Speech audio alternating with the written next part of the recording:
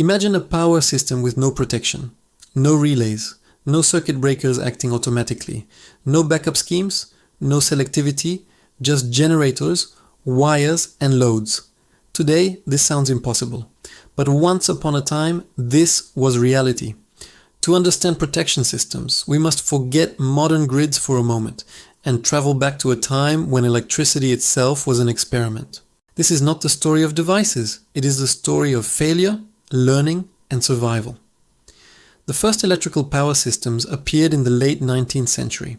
Thomas Edison's DC systems in the 1880s supplied street lighting, small industrial loads and a few city blocks. These systems were small, isolated, low voltage and easy to shut down.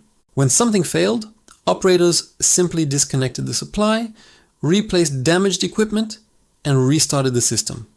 There was no concept of protection engineering because fault currents were low, equipment was simple, and system expansion was limited. Failure was accepted as part of operation. Then came AC power systems. With AC, engineers could increase voltage, transmit power over long distances, and connect many loads and generators. This was revolutionary and dangerous. For the first time, fault currents became extremely high. A single fault could destroy generators, and fires and equipment damage became common. By the 1890s, engineers realized something critical. Electrical faults are not accidents. They are guaranteed events, and systems without protection cannot survive at scale. The first true protection device was the fuse.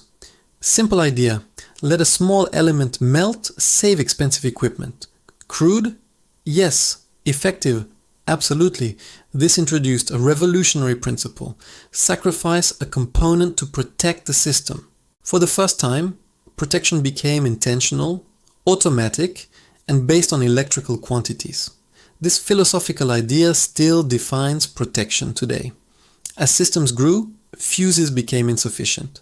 High voltage plus high current buy electric arc. Uncontrolled arcs destroy equipment, cause explosions, and endanger human life. This led to oil circuit breakers and air blast breakers. Now systems could interrupt faults safely. But a major question remained: when should the breaker open? The answer came with protective relays. Early relays were electromechanical, based on coils, springs and discs. They detected overcurrent, undervoltage and direction of power flow. For the first time, protection became automatic, selective and coordinated. The system could now detect abnormal behavior, decide and act. This was the birth of intelligent protection. As networks expanded, another problem emerged. If a fault occurs, should the entire system trip, or only the faulty section?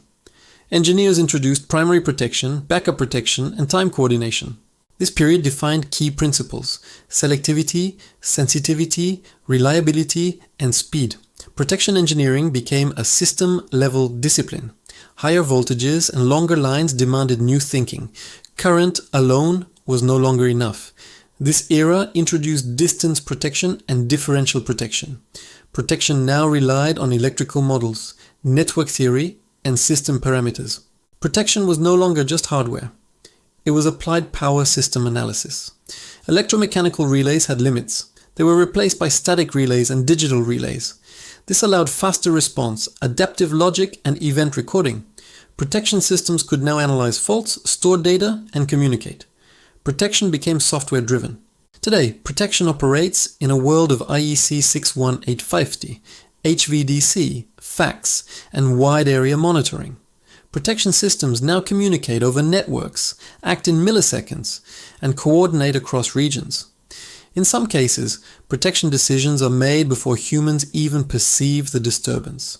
The honest answer: no system was ever completely unprotected, but early protection was primitive, and modern protection is engineered intelligence. Protection evolved because failures forced evolution, blackouts taught lessons, and damage demanded solutions. Every relay today carries the memory of past disasters. Future grids will be more electronic, more decentralized, and less inertial, which means faults behave differently, traditional assumptions break, and protection must adapt. Protection is no longer passive. It must be predictive, adaptive, and fast. Protection systems are not just devices. They are the memory of the grid, the result of painful lessons, and the reason modern power systems survive. Power systems did not become protected by choice. They became protected because survival demanded it. And as long as electricity exists, protection will continue to evolve. Because one rule never changed. Failure is inevitable. Protection is what makes survival possible. Thanks for watching. Stay safe and stay curious.